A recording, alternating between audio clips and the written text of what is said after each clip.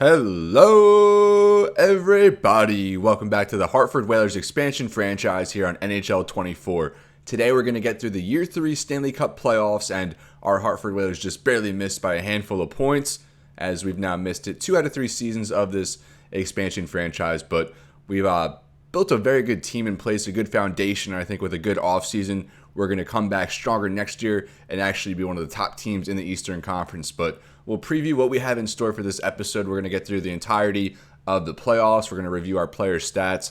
And our AHL team, the Poughkeepsie Panthers, are still in action as they were actually one of the better teams in the AHL this season. In the Western Conference, we have the Coyotes against the Blackhawks, two teams who have been very strong here in the past couple seasons.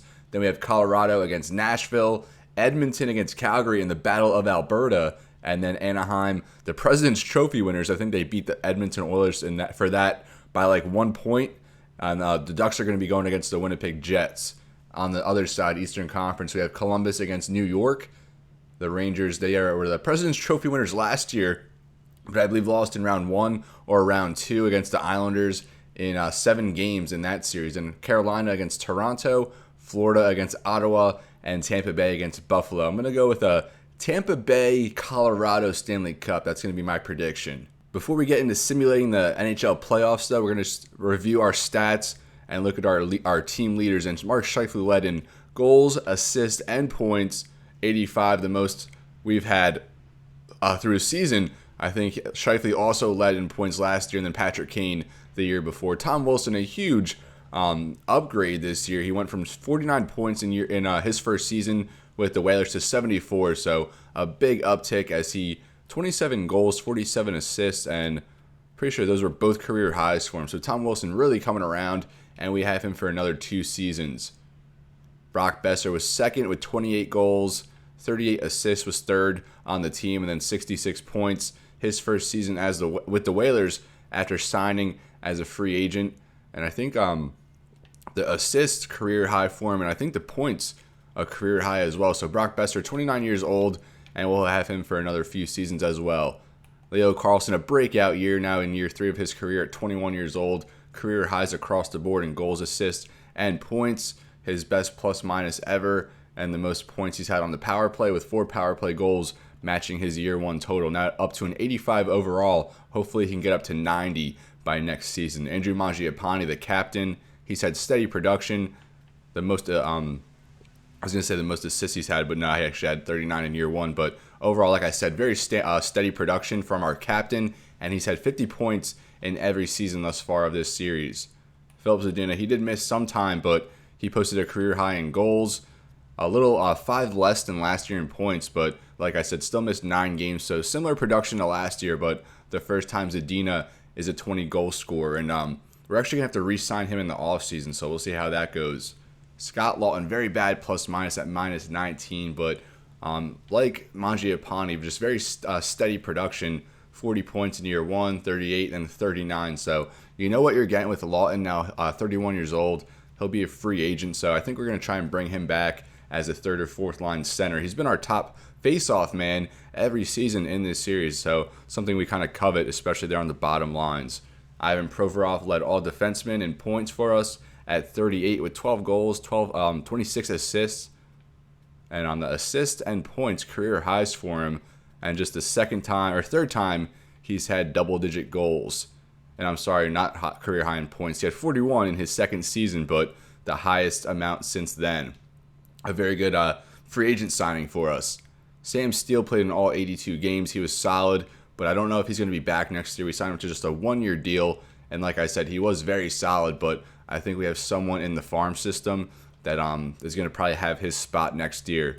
Nolan Patrick, he's been steady this whole time too. He's missed at least 10 games each of the 3 seasons we've been doing this franchise. So I don't know what we have in store for him. He's still he's actually an elite exact potential now, so he should see some big progression going into these next few years. So I think we will keep him around for at least 1 more season and see what he can do. Tyson Barrie has been, a tremendous defenseman for us. Only missed 7 games in the last 3 seasons. He's been around this entire series, but I think it's going to be coming to an end.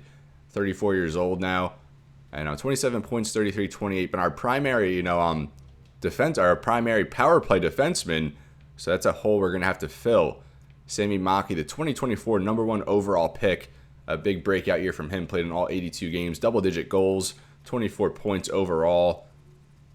And what about hits? I think he led all our defensemen with 145 hits, 109 block shots, up to an 83 overall. Hopefully, he can get into the high 80s going into next season. Jake Evans, we signed to a 2-year deal. Pretty cheap at just $1.9 million last offseason, but his worst season thus far, just 16 points, and the production really dipped last year from 38. So he showed a lot of promise last year. This year, we kind of wanted him in a bigger role, on like the second line at times, the third line, but it looks like he's just more of a fourth liner, and I don't know if he'll be a every game player for us last year. He's played in every single game so far in the first 3 years of this series, but we're going to try and shore up and improve some spots. Issa Lindell, 1 more year on his contract, just 15 points in every game played, but a +4, and he's solid back there. Sean Walker will not be back. Connor McMichael played in half our games, only 9 points. He's played in a handful of games throughout the last 2 seasons, 94, like 120 games or so, and just 36 points to show for it. So definitely a depth forward, not someone you put in the lineup every game, so I don't know if he'll be back next season. Will Quill was a late addition, a late call-up from Poughkeepsie, where he spent the first 2.5 years, really, of this franchise. 22 games played, just 6 points. But with trading Marcus Foligno, he kind of took over as that, pestering presence on the bottom line. Samuel Bolduc finally got some legit playing time, 35 games played, his first time in the NHL in like 3 years.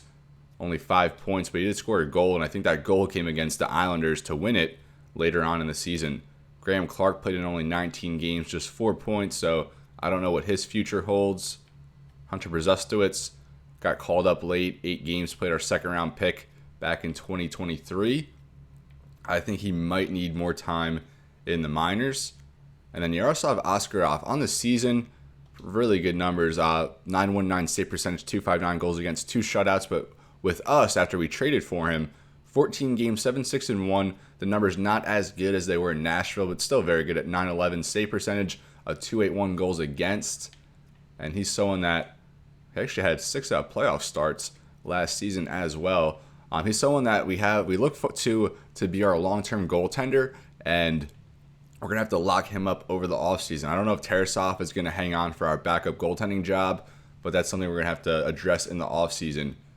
Now for the AHL stats, Jacob Perreault and Gage Gonsalves are the last 2 men standing from our expansion draft that are still here in the AHL. Only down to 2 more guys, and Gage Gonsalves now up to an 81 overall and a left-handed playmaker. I think he's going to take over for Sam Steele on that fourth line. 67 points. He's seen progression each year here in Poughkeepsie, and 24 goals, 43 assists, his highest mark thus far in the minors. Former second round pick of the Lightning, and like I said, he was our expansion pick from Tampa Bay.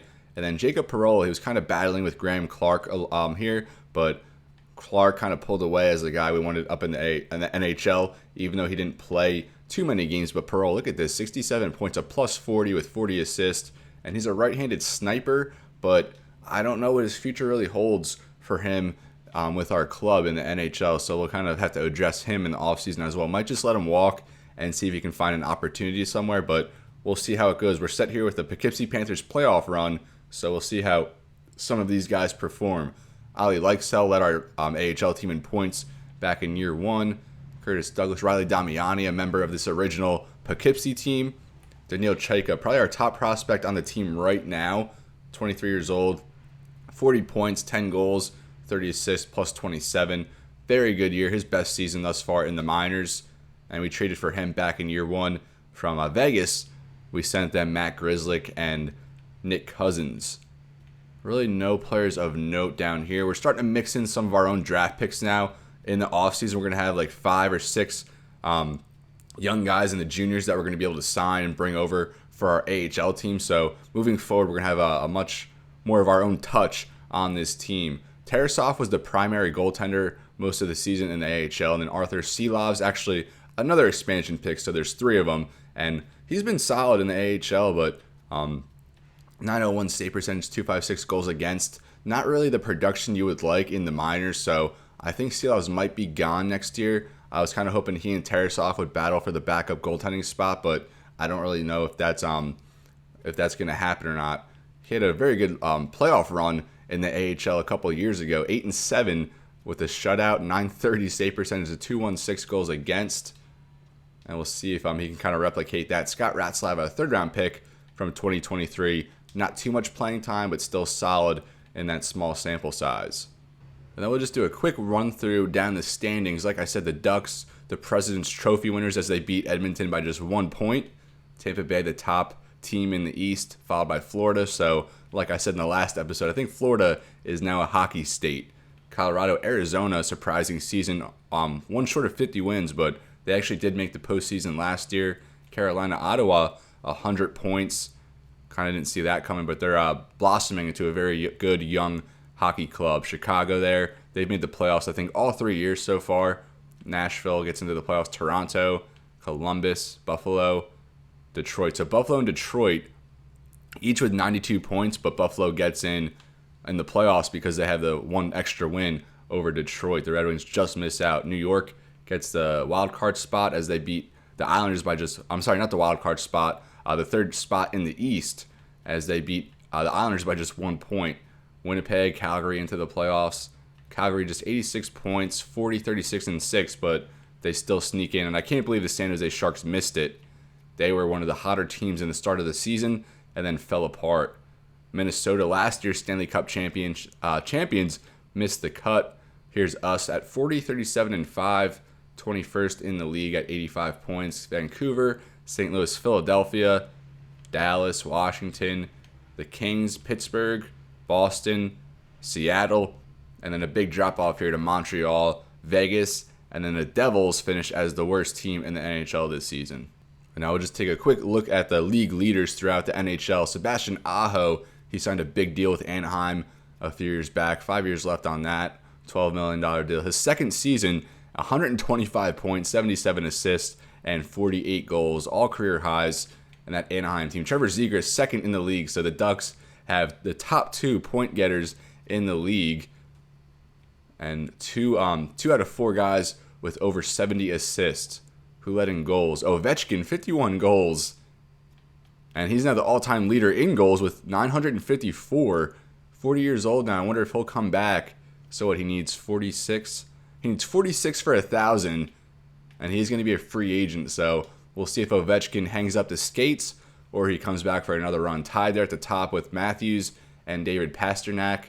Kucherov, Jeff Skinner with 45. He led the league in goals last year, 49 last year, and 45 this year. A late career surge here from Skinner. Tage Thompson, another Sabre. Last year, I think he led the league in points. McDavid with 41. Kyle Connor with 40 goals. Svechnikov, Zegras, Kaprizov, Bergeron, Robertson, Draisaitl, Troy Terry, Tavares, Marchand now with the Wild, although they did not make the playoffs. Braden Point back in year 1 led the NHL in points, but second this year in assists behind Aho, Mitch Marner, Zegras, Clayton Keller, Tim Stutzel, Troy Terry, among the leaders in goals and assists. So a lot of Ducks up here. Their offense was just on a different level. Bertuzzi with 61, Dylan Cousins, Adam Fox looks like he led all defensemen in assists and points. Carlson, Larkin, Josh Morrissey, Draisaitl, all these guys with a bunch of assists were still in the high 50s. Dobson, McCarr, Scheifele, like to see that. 4 players with over 100 points. Aho, Zegras, McDavid, Point, and Skinner at 99. Terry, Marner, Pastrnak, Kucherov, Draisaitl, Tage Thompson, Keller. So the usual suspects up here for the most part. Bergeron in Arizona.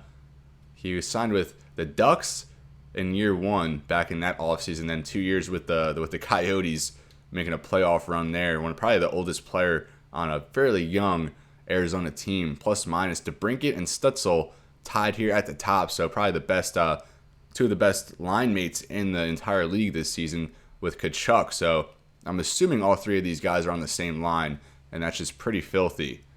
Aho, Terry, Zach Hyman, McDavid, all these players in the playoffs. Tarasenko, with the Blackhawks. Matt Tkachuk, Connor Bedard, Reinhart, Lucas Reichel. Like I said, yeah, so all these guys still in the playoffs. Cody Ceci, the former Hartford Whaler, he signed back with Edmonton, but it looks like he's actually hurt for their playoff run. What about penalty minutes? I don't even know how to pronounce his name. Hekaj? Tanner Gienot, Marcus Foligno.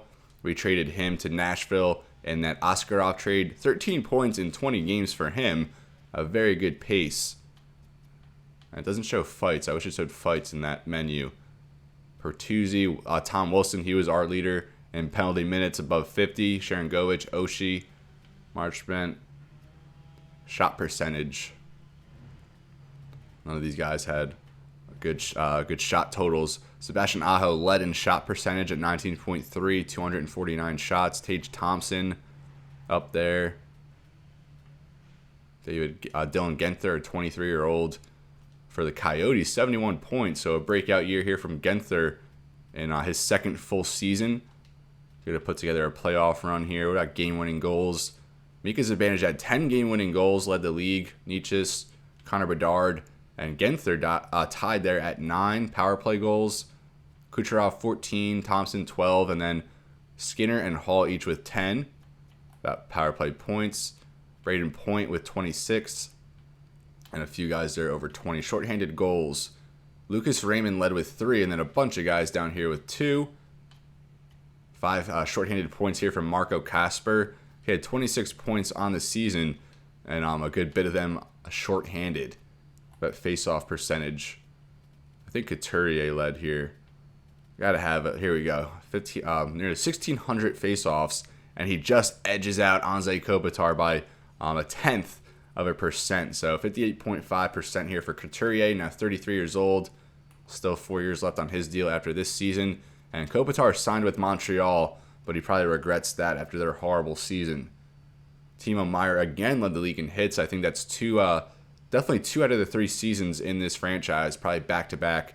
Kadri, Nico Hischier, and our very own Tom Wilson with 202 as he gets into the top 5. Block shots, Josh Manson, Drew Doughty, John Carlson, Dougie Hamilton, Samuel Girard, Noah Hannafin now with the Flyers, Scott Mayfield, Charlie McAvoy, Moritz Seider, Heiskanen, Sergachev. About fights, Tanner Gienot led the league in fights, and Marcus Foligno, the former Whaler, right behind him there with 8. And let's go to goalies. So I think the Vezina in year 1 went to Ilya Sorokin, and last year it went to Darcy Kemper. Stuart Skinner, look at that, 41, 15, and 6 with 6 shutouts, 915 save percentage, 253 goals against, and he's actually going to be a free agent unless Edmonton locks him up long term. Spencer Knight, probably the best season of his career. UC Saros, they signed him long term, which allowed us, to trade for Askarov because he was on the trade block. They wanted to get rid of him, so we were able to get our goaltender of the future. Vasilevsky up here, John Gibson, the goalie for the President's Trophy winners. Shesterkin, the first year in Calgary, 35-30 and 5 with 5 shutouts and good numbers as he led them to the playoffs. Varlamov, the starting goaltender for Chicago. Samsonov, Alexander Gorgiev, Connor Hellbuck. Aiden Hill, now the goalie for the Rangers after Shesterkin left in free agency. Shutouts, Kemper with 7 and Kochetkov with 7 as they tied for the league lead. And then Spencer Knight and Skinner with 6. Save percentage, 930 from Stolarz as a backup. But Vasilevsky, among all starting goaltenders, led with a .921. Bobrovsky looked like he was the backup in Buffalo, but played almost half of their games. Askarov, 926. Good to see him up here. We'll go to goals against. And like I said, we're going to get into the playoffs here very soon. Just got to get through, all these formalities. Spencer Knight led in goals against with 2.34. Bobrovsky up here, Vasilevsky, Stuart Skinner, Vejmelka, the starting goaltender in Arizona, it looks like. Anton Forsberg, the backup in Ottawa. See, we actually got a goalie goal last season. Marc-Andre Fleury scored a goal somehow, but none this year, about assists. Spencer Knight and Matt Murray, the former Hartford Whaler goaltender, each with 4 assists. Any goalie penalties? I don't think so. I don't think we've had a goalie penalty yet, and that's going to stay the same. All right, with all that out of the way, we'll now sim ahead and, just kind of pay attention to what happens here in the postseason. Like I said, our Poughkeepsie Panthers are also in the playoffs as we have a series here with the Senators AHL team. Is it best of 5 or best of 3 in this opening round? Let's take a look. So it is a best of 5. So you got to win 3. So we'll sim ahead a couple games and then, go back down to the AHL and see what's going on down there. So after one day, Anaheim wins, Colorado wins their game 1, Buffalo wins game 1 against Tampa Bay, and Carolina game 1 against Toronto. Edmonton wins game 1, and Chicago wins game 1, and then Ottawa and the Rangers. Sim ahead a couple more days. So Ducks up 2-0. 3 out of the 4 series in the West up 2-0, except Arizona and Chicago tied 1-1. Tampa Bay, Buffalo tied 1-1 along with Carolina and Toronto. And the Rangers up 2-0 on the Blue Jackets. The Senators up 2-0 on the Panthers. Let's go to the AHL. As we lost our first 2 games here, we lost 3-1 and then 2-0. And look at these records. We were 51, 25, and 6 against these Senators who were 37, 36, and 9. So we were absolutely dominant. And now we're at risk of falling here in just 3 games. We'll quick sim this one and see if we can avoid the sweep. We're down 2-0 after the first, so it's not looking too good. And then 4-1 after the second. We'll live sim the rest of this third period and see if we can strike up a 3-goal comeback here as we face elimination. We had a great AHL playoff run back in year 1. We made it all the way to the semifinals, but now it looks like we're about to get swept by an inferior opponent. I mean, we did call up a few guys from our AHL team who were there most of the year, but our Poughkeepsie Panthers just a 3-game playoff run, and we are now eliminated. So we'll keep it moving along here. 5 out of the 8 series right now with 2-0 leads. Now at April 15th, 2026, we sim ahead. Buffalo gets a win there in that series, and now Anaheim up 3-0, Colorado up 3-0. Edmonton now up 3-0, Chicago up 2-1. The Rangers up 2-1, Ottawa up 2-1. And the Ducks take it in a sweep, so the President's Trophy winners are advancing. Colorado takes it in a sweep against Nashville. Edmonton up 3-0 on Calgary in the Battle of Alberta. Eastern Conference, 2 series squared up at 2-2. Tampa Bay, Buffalo, Carolina, Toronto, and then the other 2 at 2-1. So Edmonton will take it in a sweep. So 3 of the 4 series in the opening round in the West end in sweeps. Chicago up 3-1 on Arizona. Ottawa up 3-1 on Florida, and the Rangers up 3-1 on Columbus. Now at 4:20 here, April 20th, 2026. As no series decided yet in the East, although every team with every series a team with 3 wins. Still 5 series remaining, all at 3-2. Nothing decided there in the West yet. And we're going to have 2 Game 7s in the East with Toronto, Buffalo, Carolina, Toronto, and then Senators 1 win away from advancing along with the Rangers. And Chicago takes that series against Arizona in 6. And then every series here in the East will be decided by a Game 7. What a disparity between the West and the Eastern Conference. And it's kind of been the theme throughout this series. The Eastern Conference has always been a little more competitive as Tampa Bay takes it in 7, Toronto takes it in 7, and then we're going to have Florida, Ottawa, and then Columbus Rangers Game 7. Let's see what we got. So Ottawa defeats Florida, and Columbus defeats the Rangers. And I think every year in this series thus far, the Rangers have been eliminated in the first round. You hate to see it. So a little update now. We'll go over to the big playoff tree. I wish we could just simulate from, that playoff tree menu, but they don't make it that easy, unfortunately. So now into the second round, the Ducks still the favorite. And like I said, 3 sweeps in the Western Conference with Chicago, Arizona, the most competitive. Chicago took that in 6. And then every series here in the East at Game 7, Columbus, Toronto, and then we'll have Tampa Bay, Ottawa. So we'll see if the Senators can knock out both Florida teams, both teams who are at the top of the Eastern Conference. On the other side, we'll have Anaheim, Edmonton, the top 2 teams in the entire league this season, and then Colorado, Chicago. So my prediction of Colorado, Tampa Bay still has some life. Now let's get this second round underway. Anaheim, Edmonton, what a series that's going to turn out to be. Edmonton and Chicago take their Game 1s, along with Toronto and Tampa Bay. Are we going to get another Toronto-Tampa Bay series? And now Chicago up 2-1. The Ducks knotted up 1-1. Tampa Bay, Ottawa 1-1. Toronto up 2-0 on the Blue Jackets. The Blue Jackets we actually defeated in a playoff series with them last season. Our only playoff series win thus far. Chicago up 2-1. Edmonton up 2-1. Ottawa up 2-1. Toronto up 3-0. The only series right now where the other team does not have a win yet. So let's see if Columbus can stave off the sweep. As we sim ahead in a few more games, Chicago, Edmonton, both up 3-1. Toronto does get the sweep, so they advance to the Eastern Conference Finals. And Toronto and Ottawa tied up 2-2 after 4 games. Now here on May 5th, 2026, Tampa Bay up 3-2, and the Western Conference all decided. So a bunch of sweeps there in round 1, and then Edmonton takes it in 5 games against Anaheim, and Chicago takes it in 5 games against Colorado. So the Blackhawks were very active at the trade deadline, and it looks like it's paying off. A Chicago-Edmonton Western Conference Finals, and Toronto just waiting for their opponent. Tampa Bay up 3-2, still up 3-2. Looks like we'll have a game today as Tampa Bay takes it in 6. So our conference finals are going to be Edmonton, Chicago, Tampa Bay, Toronto, and Edmonton won the Stanley Cup Stanley Cup back in year 1 of this franchise. Going to try and make it 2 out of 3. So in the West, we have the Bedard-McDavid showdown, 2 of the highest profile young players in the game. I guess at this point, not as young, 3 years, 4 years in the future. See how these conference finals go. Chicago takes game 1, and Tampa Bay takes game 1.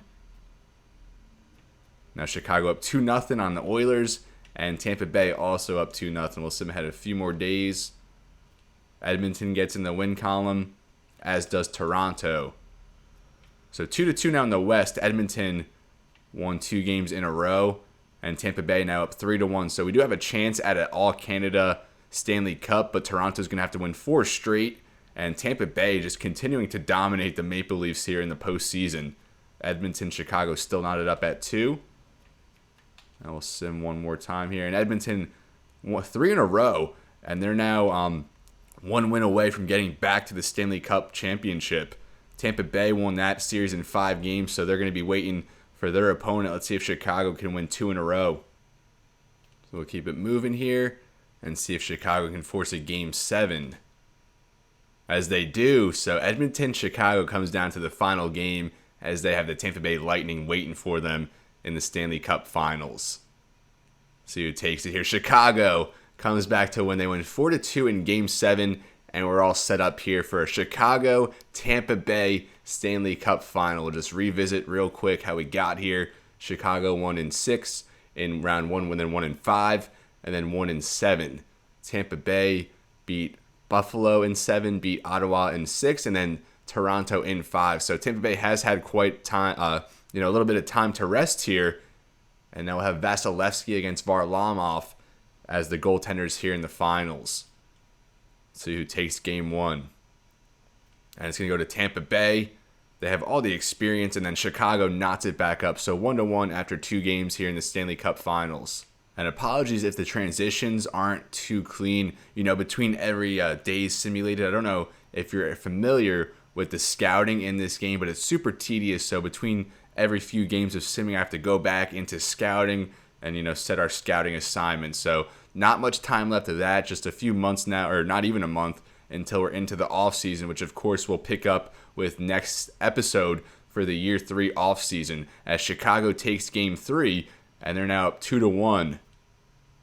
Now up 3-1, as the Blackhawks are just a game away from winning a Stanley Cup, and now Tampa Bay gets back. So 3-2, as we're now in Game 6 of the Stanley Cup Finals here in 2026. So we're now in June. Chicago just 1 win away from winning the Stanley Cup Final. And it looks like they have, as now we're going to look at some contract offers. And of course, we're coming back to Hartford, even though, are we getting more? We're getting 2.4 from Hartford, $5 million from the Rangers, as that was probably our best deal. Toronto, $5.5 million. But of course, we're going back to Hartford. We'll sign this 5-year extension and go back to Hartford. Made the playoffs our year 2, but after that, we failed this season. But we'll get back there as we sign a 5-year extension here with Hartford. And the Chicago Blackhawks and the Chicago Wolves. I'm pretty sure that's their AHL affiliate. Stanley Cup and Calder Cup champions respectively. And now the West has won 6 straight Stanley Cup finals. And let's look at some stats here from the playoffs. We're kind of going to wrap up this episode soon. I think we'll look at some pending free agents and kind of just go over what we have in store there in this upcoming offseason. But Kucherov, 31 points, led the way, followed by Giroux. Oh, wow, it's kind of sad as a Flyers fan. I'm really sad that Tampa Bay couldn't pull it out here for Giroux, as he's now 38. Bedard, probably going to be the Conn Smythe Award winner, you would think. 15 goals, second in the league, 24 points, led his team. I just want to see who led the playoffs in fights. No fights in the playoffs? That's kind of lame. What about goaltending? See how Vasilevsky and Varlamov held up. Only 16 games played for Varlamov. And Thatcher Demko, the backup for Chicago. I think they traded for him at the deadline, but it looks like he never played in the regular season for whatever reason. But he did get a few starts, 6-2 in the playoffs with a shutout as he and Varlamov split time. Goals against average much better for Demko, but the save percentage fairly even. But Demko, Skinner here, they're both going to be free agents and probably the top goaltenders on the market. What about Gorgiev? Now, he signed an extension last year. So, yeah, I didn't want to spend too much time here looking at stats. And now we'll kind of go ahead and I guess we'll look at the playoff tree again just to recap. Chicago, Connor Bedard gets one. They took down Edmonton in the conference finals, and then Tampa Bay here in the Stanley Cup. So Chicago Blackhawks Stanley Cup champions. Last year it was the Wild, and the year before that in this franchise it was Edmonton Oilers. And now here's a look at the pending free agents. Hedman, Jack Eichel, Martin Necas at the top. We definitely could use Necas or Eichel. I think we'll probably go after one of them, both right-handed playmakers. Crosby up here as well, Pavelski, Marchand, Bergeron, a bunch of old-timers up here. We'll see out of them who hangs up the skates. Rasmus Anderson, I really hope he hits the market. We need a premier right-handed defenseman, and he's going to be the top option. Really hoping he gets onto the market. Alex Tuck, someone that we might consider as well, right-handed power forward. Malkin, Krejci, Jacob Trouba. I wouldn't mind him if he hit the market. Like I said, we really need a right-handed shot. Charlie Coyle, a little older. Lafreniere, he would definitely be someone enticing. Not career high in points. Last year at 73 down to 57 this year, but the Rangers not as good as they were last year. Harvanen, a former second-round pick for the Maple Leafs, a very good season for him. Chinakov from Columbus, not a bad player. Max Pacioretty. Leo Carlsson, of course, we're going to sign him. He's still a restricted free agent, just coming off his entry-level contract. Ryan Graves, probably not. We don't really need a lefty on defense. Petrie, Evander Kane, Foudy, Jonathan Toews down here. Oliver Bjorkstrand, maybe someone we go after as like a third-line type sniper guy. 52 points, the most he's had here in a few years. His best season probably in Seattle, even though they haven't had good results. Scott Lawton-Zadina, two of our guys. Peyton Krebs, I really like him.